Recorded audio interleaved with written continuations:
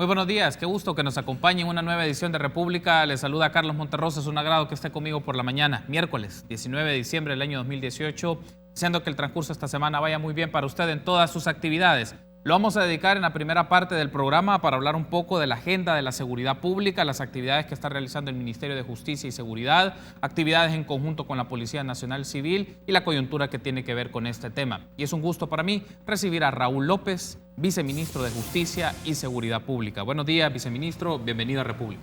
No, muchas gracias a usted, gracias a este espacio para poder conversar con todos nuestros amigos televidentes, que aquí son millones. Gracias. Así es de que muchas gracias. Muy gentil, gracias por tomar la invitación y estar con nosotros por la mañana temprano para hablar del tema de la seguridad pública. Y si le parece, iniciamos con algo más de carácter coyuntural, porque según fue conocido por los distintos medios de comunicación, también por información más de carácter oficial, el lunes fue asesinada la agente Vilma Quesada en Santa Catarina, Mazahuat, mientras se encontraba ella de licencia.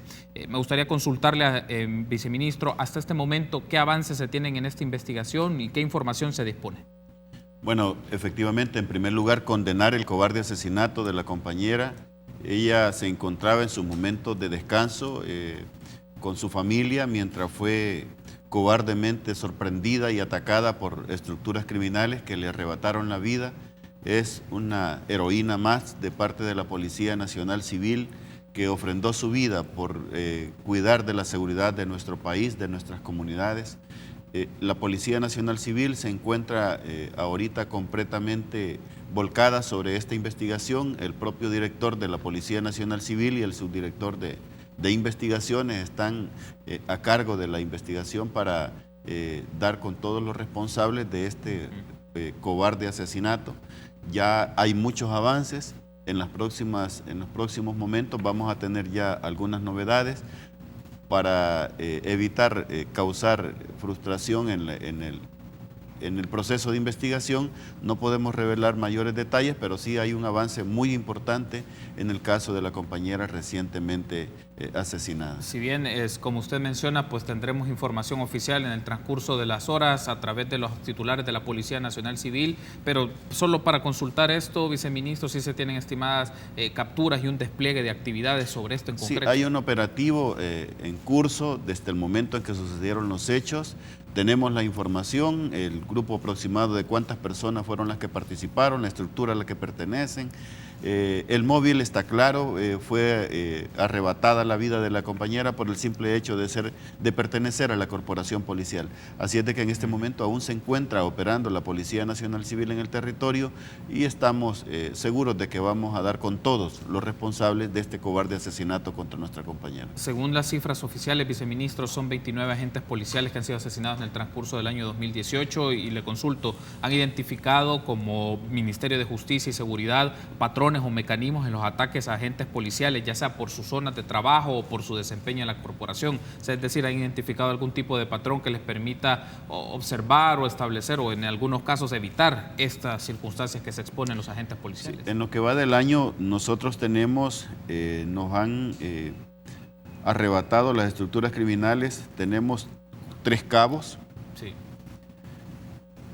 un alumno de la academia, 24 agentes de la policía, 2 empleados administrativos de la policía, 2 custodios de centros penales y 13 militares, para un total de 46 operadores de la ley que han ofrendado su vida durante este año. El modo de operar de las estructuras criminales es es una operatividad cobarde que siempre sorprende a los elementos de seguridad mientras se encuentran en su periodo de descanso, en sus momentos vulnerables, cuando están con su familia, cuando van de la iglesia o van para la iglesia, cuando están pernoctando en sus hogares, en el momento de descuido, en el momento de vulnerabilidad, es el momento que ocupan, que aprovechan las estructuras criminales para atentar contra la vida de los miembros de la seguridad pública.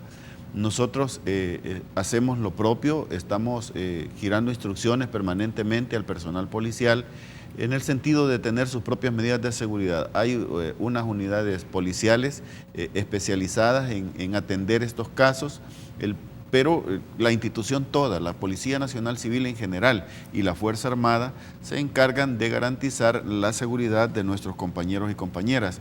ha disminuido comparado con el año 2018, con el año 2017, el año pasado habían mucho más homicidios. De todas maneras, es lamentable un solo agente, un solo miembro de la corporación policial que se le arrebate la vida, es totalmente condenable.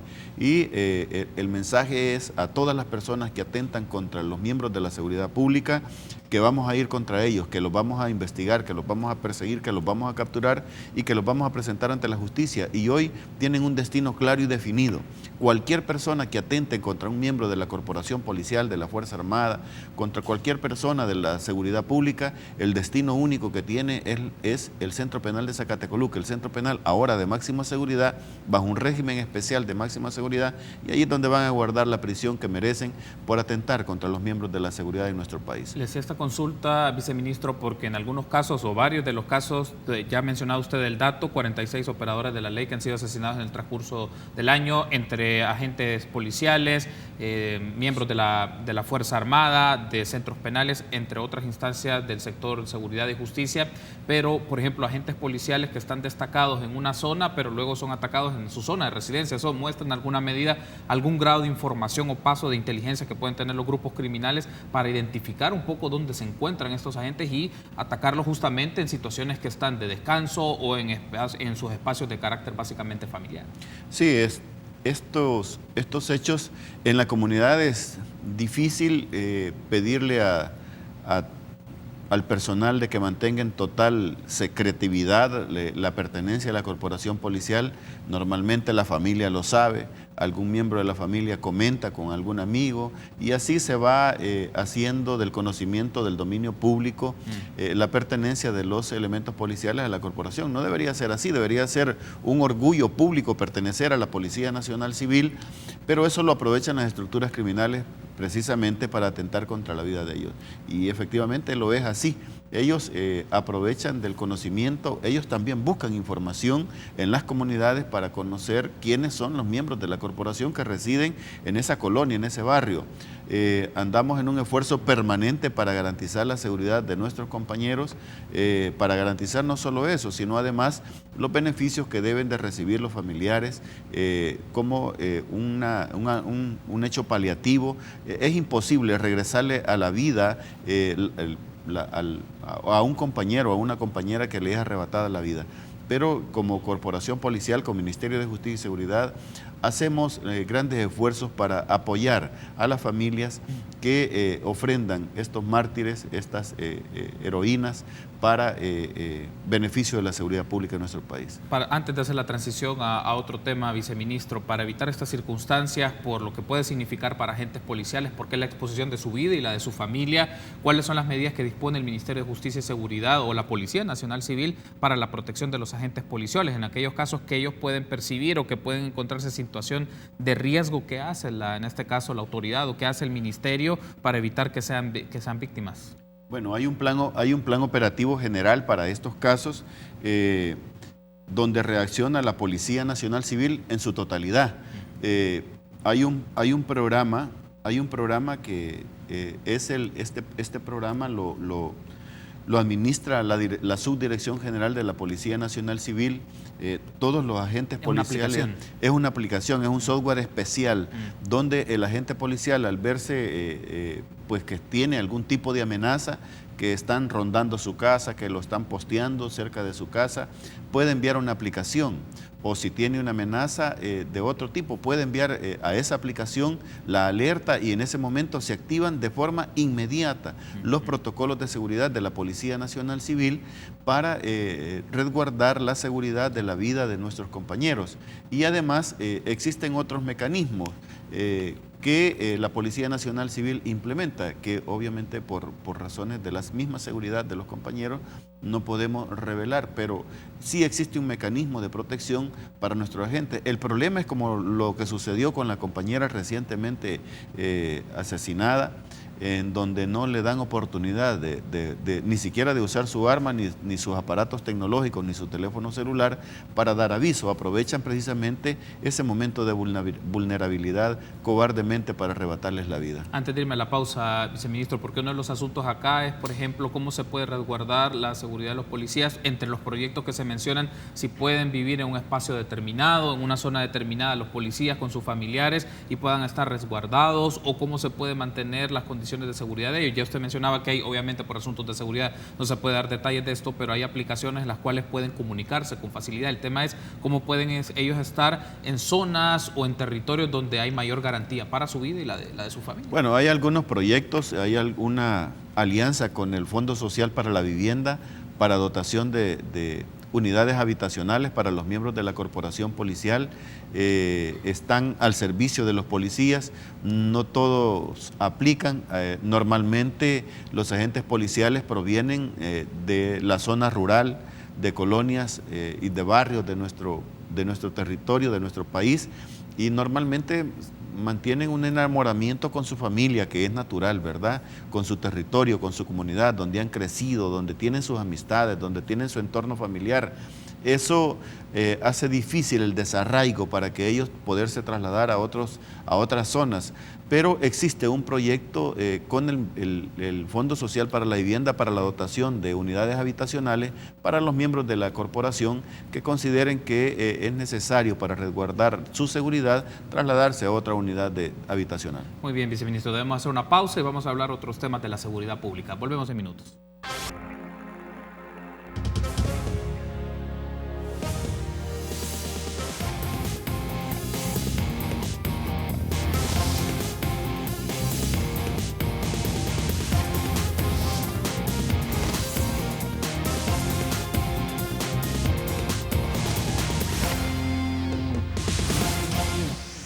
Gracias por seguir junto a nosotros en República. Continuamos platicando con Raúl López, viceministro de Justicia y Seguridad Pública. Hablamos de la agenda de seguridad pública en el país. Ahora me gustaría que aprovechemos para platicar un poco en este bloque, viceministro, sobre el decreto transitorio del traslado de privados de libertad de Bartolinas policiales hacia centros penitenciarios. Esto fue aprobado hace una semana en Asamblea Legislativa y un poco aspectos más procedimentales. Luego podemos discutir el fondo un poco de esta medida, pero ¿cuántas personas ha estimado el Ministerio de Justicia y Seguridad van a ser trasladadas desde las Bartolinas policiales a los centros penitenciarios? Bueno, la población privada de libertad que se encuentra en las Bartolinas anda rondando alrededor ya de los 4.600 personas privadas de libertad.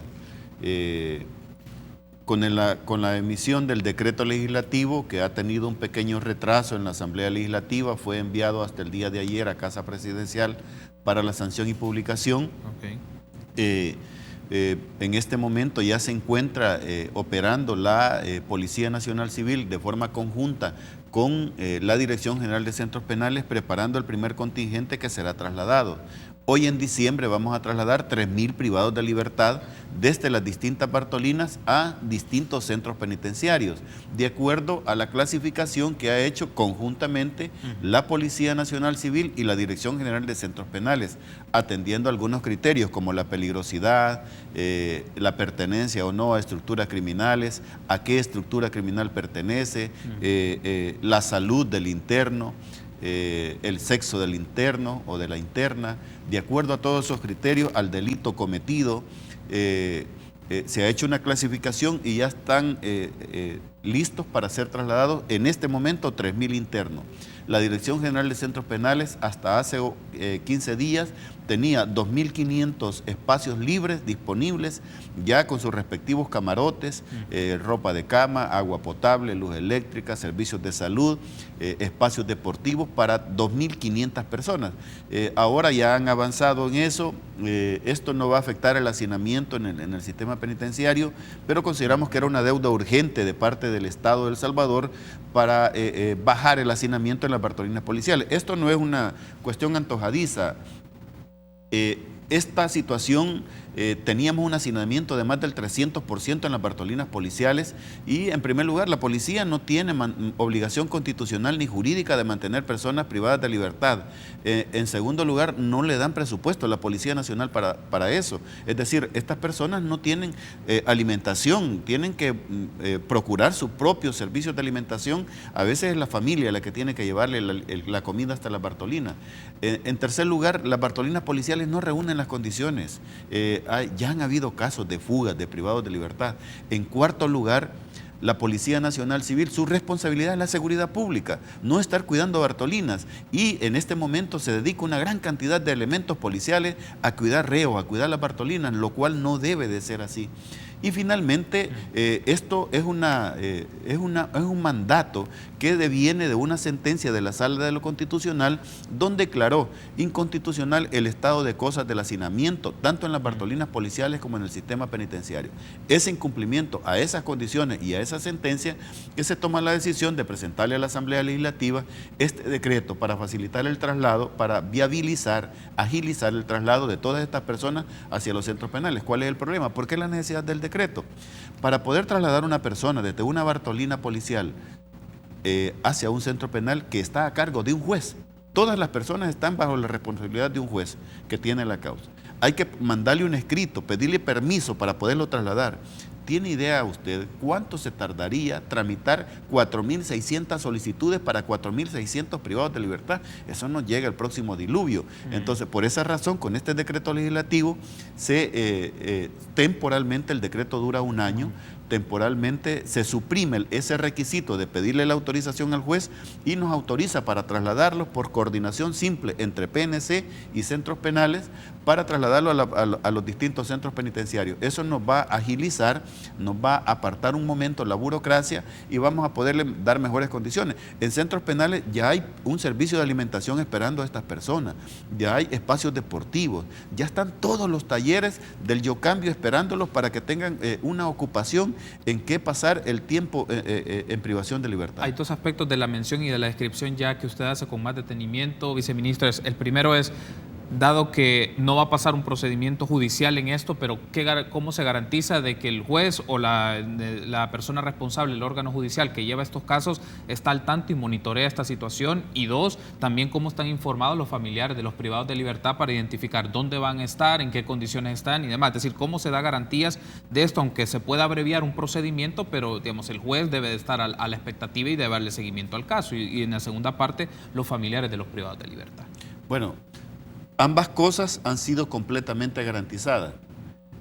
Se estableció en este decreto legislativo transitorio la obligación de la Policía Nacional Civil y especialmente de la Dirección General de Centros Penales de informar de forma inmediata al juez de la causa hacia dónde ha sido trasladado el privado de libertad del proceso X. Pero además se han establecido algunas condiciones. Si en el momento del traslado el juez ya tiene señalada alguna diligencia judicial, como un reconocimiento en rueda de personas, como una declaración anticipada, etcétera, el traslado se suspende hasta después de que haya sucedido esa audiencia o esa diligencia judicial. Los familiares, el traslado, sería ejecutado inmediatamente después, ¿verdad? En cuanto a los familiares, tiene instrucciones precisas. Todas las delegaciones policiales, todas las instalaciones policiales tienen instrucciones precisas y la Dirección General de Centros Penales también tiene instrucciones precisas de informar por todas las vías posibles a los familiares hacia dónde han sido trasladados el privado de libertad. Así es de que todas las personas, la invitación es a todos los ciudadanos que tienen familiares privados de libertad en las Bartolinas policiales, que se acerquen a las instalaciones de la Policía Nacional Civil y de la Dirección General de Centros Penales. Ahí les van a dar la información. Ya hay personal destacado para eso, con el listado en mano hacia dónde va a ser trasladado cada uno de los privados que se encuentran en las Bartolinas policiales. Antes de irme a la pausa, viceministro, le consulto, ¿cómo se realizará esta distribución? Me refiero, ya usted ha mencionado, son 3.000 personas las que piensan mover en lo que resta de este mes de las Bartolinas policiales a los centros penitenciarios, pero cuando me refiero del desarrollo de esta distribución es cuáles Bartolinas inician y a qué centros penales van a ser enviados. Bueno, hay algunas Bartolinas que tienen situaciones críticas, como por ejemplo la Bartolina de Sonsonate. Sonsonate tiene más de 700 privados de libertad. Santa Ana, San Miguel, San Salvador Centro, que tiene un problema gravísimo. Lourdes, Colón, tiene un problema gravísimo. Entonces vamos a iniciar con esas Bartolinas, con las más críticas.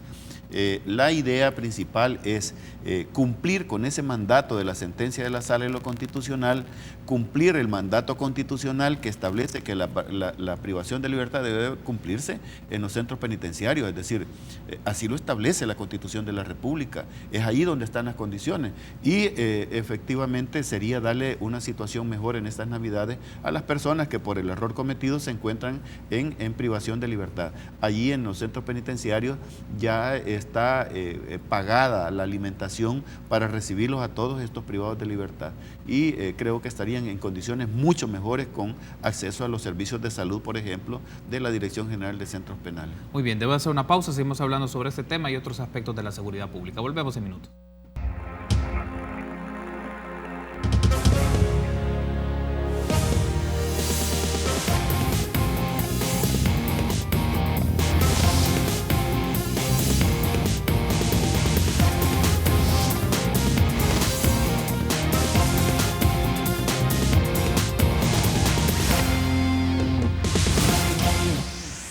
Seguimos platicando con el viceministro de Justicia y Seguridad Pública, Raúl López, de la agenda de dicha institución. Estamos hablando un poco del decreto transitorio de traslados de privados de libertad, de Bartolinas policiales hacia los centros penitenciarios, viceministro, y uno de los asuntos aquí también es esta práctica o que se va a dar por un año. Me menciona usted que son 3,000 personas las que se van a mover de diferentes Bartolinas policiales. En diciembre, y efectivamente una de las cuales ustedes señalan con más detenimiento es el caso de Sonsonate, porque hay un hacinamiento, estamos hablando de 700 personas.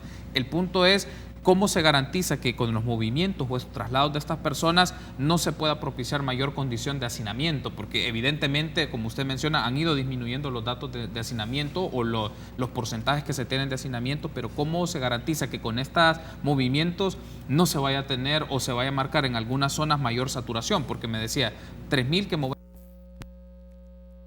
para 2,500, entonces habrá un desfase en algunos casos. Bueno, como ha habido una reclasificación de los privados de libertad al interior del sistema penitenciario, si la población televidente recuerda, sucedió un fenómeno, solo para citar un caso, sucedió un fenómeno inusual.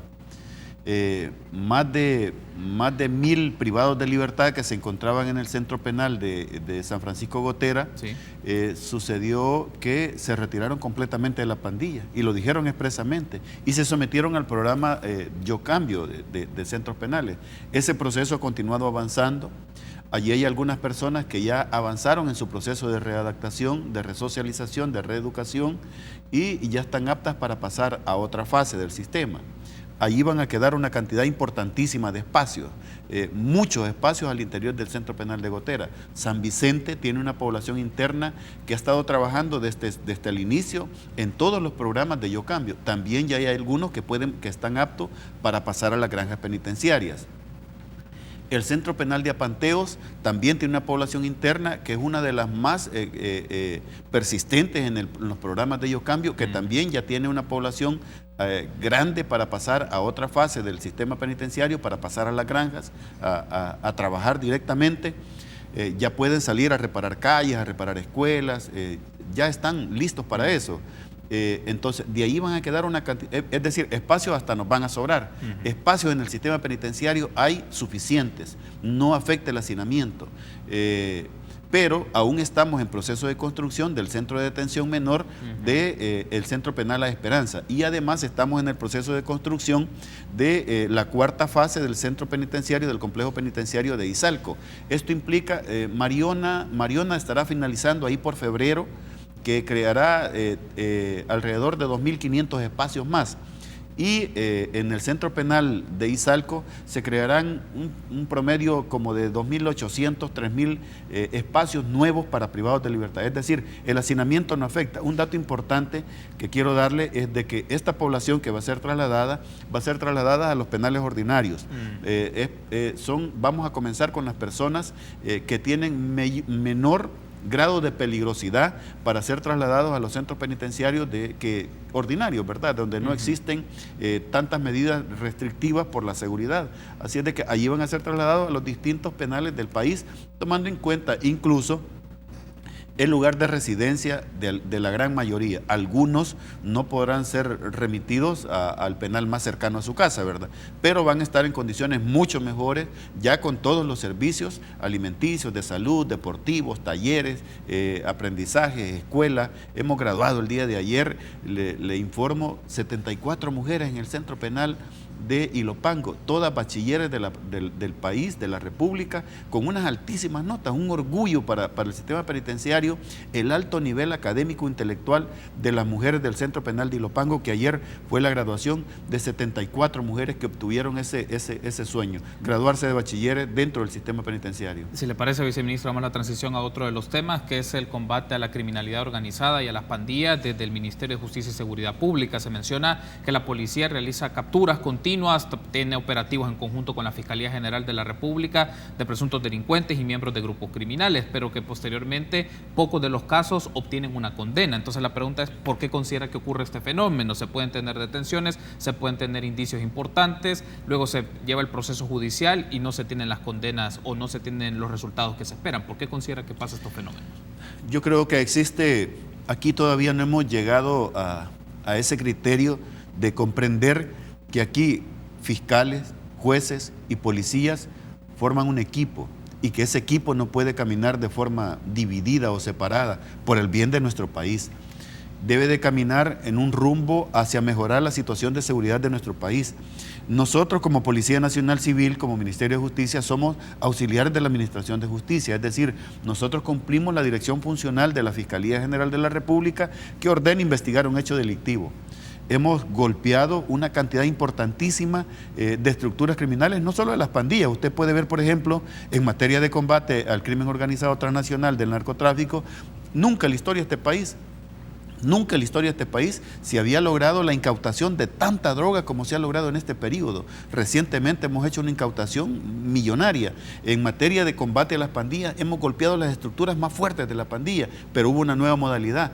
Se golpeó la cabeza de la pandilla, se golpeó el liderazgo de la pandilla criminal y se ha golpeado además las finanzas de la pandilla, que es lo que ha debilitado a las estructuras del crimen. Se les aplicó la extinción de dominio a estructuras fuertes. Usted tiene, por ejemplo, ahí la operación Tecana contra la MS en Santa Ana, en todo el occidente, la operación Cuscatlán, la operación Libertad, la operación Sin Fronteras y todos los grandes operativos que hubieron para golpear estas estructuras, y se le golpeó en la cabeza de la estructura criminal, pero también se le golpeó la finanza. Quizás el llamado es respetuoso, por supuesto, a los señores jueces, ¿verdad?, que temen un poco más de compromiso, quizás revisar con mayor acuciosidad los casos. Nosotros no esperamos que condenen todos los casos, porque eso sería ilógico pensar, ¿verdad? Claro. Pero sí quizás revisar con mayor detenimiento y no convertir el sistema judicial en un sistema garantista, que deben de respetarse los derechos constitucionales, los derechos humanos, el debido proceso, la seguridad jurídica de los privados de libertad, pero además también entender que la situación de la seguridad de nuestro país demanda el compromiso de todos, de jueces, de fiscales y policías. Le hacía la consulta sobre este punto por lo siguiente, viceministro. Me menciona una serie de actividades y despliegues que ha hecho el Ministerio de Justicia y Seguridad, la Policía Nacional Civil, el trabajo conjunto con la Fiscalía General de la República, pero por otro lado, las percepciones de la inseguridad todavía se mantienen, y es más, estamos en contextos de campañas en donde las candidaturas, independientemente, pero las candidaturas mencionan que quieren desarrollar control territorial. Eso da una muestra de que todavía la gestión o el control del territorio no está marcado por las autoridades de seguridad, si no, no lo estuvieran presentando ni proponiendo en este contexto de campaña. Mire, quizás, gracias por la pregunta, aquí la invitación es a los partidos políticos, que traten de mantener alejado el tema de la seguridad. A nosotros nos da temor de que el tema de la seguridad pública se politice. Eso no debe de politizarse. La seguridad pública solamente tiene dos colores, el azul y blanco de El Salvador. No debe de mezclarse con la campaña política. A nosotros nos preocupa, por ejemplo, que ahora se ha presentado una iniciativa de ley para derogar el decreto legislativo de la contribución especial a la telefonía. Eso implica radicalmente retirar, quitarle el bono a los policías, soldados y custodios penitenciarios y al personal administrativo de seguridad pública. Creemos de que eso es un mal mensaje que desmotiva, que baja la moral del personal operativo de la seguridad pública en nuestro país. Yo no puedo decirle al policía, al agente penitenciario, al soldado, decirle, mire señor, usted ya no va a tener derecho a su bono. Creo de que la seguridad pública debe de mantenerse completamente distante, alejada, todo lo posible de la agenda política, partidaria, electoral en este momento. Y verlo con ojos de país, con ojos de nación. Fundamentalmente porque la seguridad pública, estamos 100% convencidos, sin el mínimo temor a equivocarnos, que estamos en el camino correcto. Y es que la seguridad pública dejó de ser un asunto del gobierno. La seguridad pública hoy está marcada por el Plan El Salvador Seguro. El Plan El Salvador Seguro fue nacido del Consejo de Seguridad Ciudadana y Convivencia, donde están aglutinadas todas las corrientes del pensamiento y el sentir de la población salvadoreña. Hasta ahí está la gran empresa, las universidades, las instituciones veladoras de los derechos humanos, las instituciones de seguridad pública, los tanques de pensamiento. Ahí está representado todo el país. De allí nace el Plan El Salvador Seguro, que es nuestra línea de ruta hacia la seguridad pública. Se ha reducido, nosotros en el año 2015 teníamos una tasa de homicidios de casi 104 homicidios por cada 100,000 habitantes. Era la época de 23, 24, 28 homicidios diarios. Hoy la tenemos a menos de 50 por cada. La tasa exacta que tenemos hasta hoy a las 12 de la noche la tasa exacta que tenemos es de 48 homicidios por cada 100,000 habitantes, después que la teníamos casi a 104. Es decir, los logros en materia de seguridad son innegables. El golpe que ha recibido el narcotráfico gracias a la operatividad de la Fuerza Armada, de la Policía Nacional Civil, con el acompañamiento de la Fiscalía, es innegable. Es decir, estamos en el camino correcto en seguridad pública y creemos 100% que este esfuerzo debe de continuar, como usted lo dijo. Las cosas buenas en materia de seguridad deben de darle continuidad el próximo gobierno. Hay un aspecto aquí, viceministro, que también un fenómeno que se puede dar no solo en este contexto del año, pero también en otros momentos, asaltos en unidades de buses. Ayer también se dio un caso en la ruta 46 por el Boulevard en la 25, Avenida Norte, Boulevard Totunichapa. El punto es, este puede ser reflejo de otras prácticas que se dan en otros contextos del área metropolitana de San Salvador. ¿Cómo se puede prevenir, identificar y garantizar la seguridad de la gente que se desplaza en las unidades de transporte por asaltantes y por prácticas criminales? Bueno, hoy tenemos una relación muy cercana con la gran mayoría de los empresarios del transporte. Incluso hay algunas unidades de transporte que tienen sistemas de videovigilancia y que coordinan directamente con la Policía Nacional Civil. Es innegable que aún falta mucho por hacer. La seguridad pública está en el camino correcto, pero aún falta trabajo por hacer. Creemos de que es importante seguir avanzando en el tema de la seguridad en el transporte, aunque ha mejorado. Si usted recuerda, y nuestros amigos televidentes lo recuerdan, hace 2 años era a diario que reportaban cobradores de autobuses asesinados, motoristas de autobuses asesinados.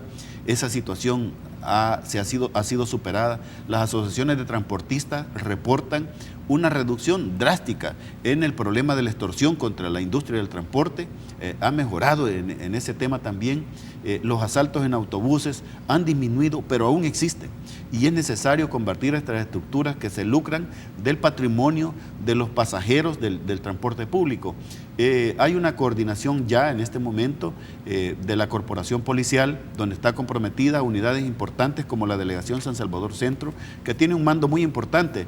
Este mando de la Policía Nacional Civil al frente de la Delegación Centro está desarrollando un gran trabajo. Bueno, ustedes casi reportan a diario sobre los operativos de captura, de búsqueda, de persecución y detención que realiza esta delegación, y estos criminales que se dedican a hurtar a las personas del transporte público, ya estamos tras ellos y próximamente, hoy en la época navideña, va a haber un despliegue, va a ser muy visible el despliegue de seguridad dentro de toda la temporada navideña hasta pasado el fin de año. Perfecto, viceministro. Quiero darle las gracias por haberme acompañado en este espacio de entrevista. Espero que nos volvamos a encontrar y el próximo año y llevarle la pista siempre al trabajo de la seguridad pública. Gracias, viceministro. El agradecido soy yo. Aprecio mucho este espacio para poder conversar con todos nuestros amigos televidentes sobre los avances en materia de seguridad pública en lo que ha sido el año 2018. Perfecto. Gracias por habernos acompañado, viceministro. Una pausa. Volvemos en minutos.